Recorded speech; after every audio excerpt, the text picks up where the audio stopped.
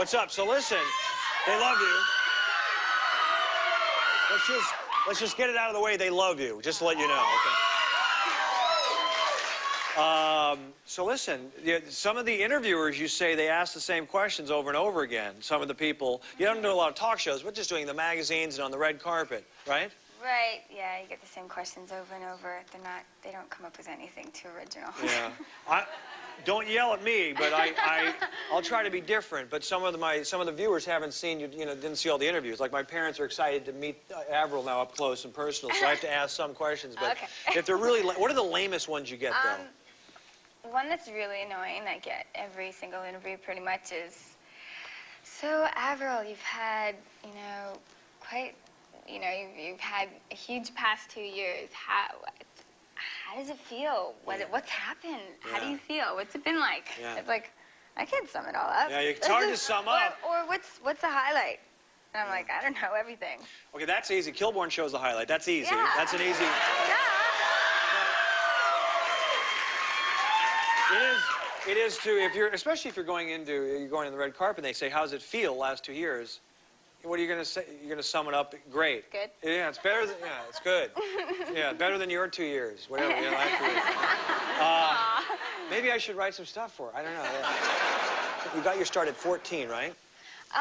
14 years old? I sang my first solo when I was 10 years old. And where was that at? That was at church. My mom went to the choir director and was like, my daughter sings, can you just let her sing? And did you sing a pop song there at the church, or did you sing a church song? I sang a Christmas gospel song, and it was called Near to the Heart of God. I sang that at age 10, and then everyone wanted me to sing everywhere in town. How great did that feel when you were singing at age 10? Awesome, because that was my first solo when I was 10 years old, and before that, I had to do duets with people and little lines here and there, and I hated that. I hated having to share a song and share a mic. It was the most annoying thing.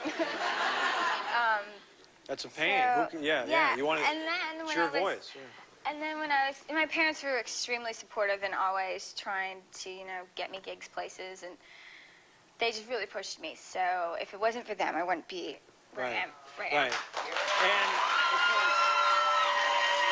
when you were 10, so that first time at the church when you're 10, are you nervous, or is it kind of like a coming out party where this is where I belong? I've never been nervous. I don't know why. I've always loved being on stage in front of people. And my parents would have company over at the house, and I'd go running into the family room and stand on the couch and start singing. Or I'd go, whenever we had company at the dinner table, I'd have to stand on the chair and tell the funny story. Yeah. I was that kid. You need attention, yeah. Kind of.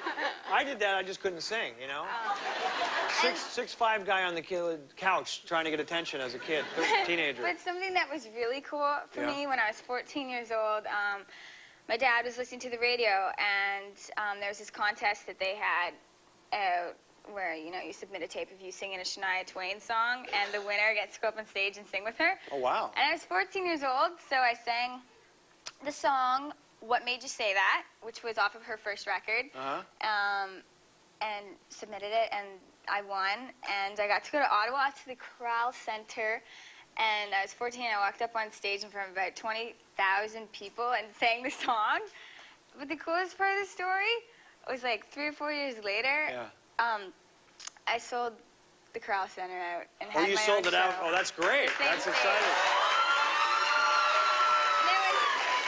So, when you, Really, it was just unbelievable, because when I walked up on stage with her, I just kept thinking, there's no way in hell, I have to be doing this with my life. It was the best feeling ever, and I knew I had to be doing that. Did you share a mic with Shania?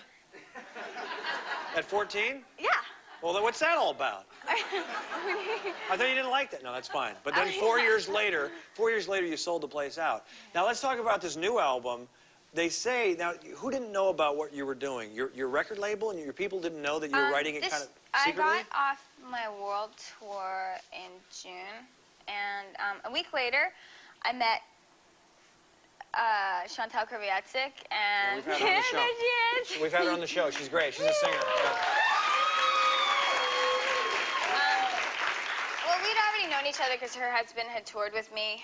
He's Rain, made up from Our Lady Peace. And we met, and I was in town, and she was in town, and we did lunch, and... That's what you do in L.A. You do lunch. Yeah, you do lunch. Toronto. Yeah. She lives out in the Malibu area? Yes, but she also has a place in Toronto, and I had just gotten back to Toronto, and I just purchased a little condo, and so we were just hanging out, and I just said out. Yeah. We're hanging out. Right. And now, why is that funny? That's how all the Canadians talk. Canadians say that all the time. I get made fun of it. Yeah. For saying out and about and house. Everybody all does. All the time. Yeah. So now when I say it, I'm quite aware of it. Good. Eh? I wish all Canadians were aware of it when they said it. Yeah, 'cause it's out, about. Yeah, it sounds funny to us. We're laughing all the time.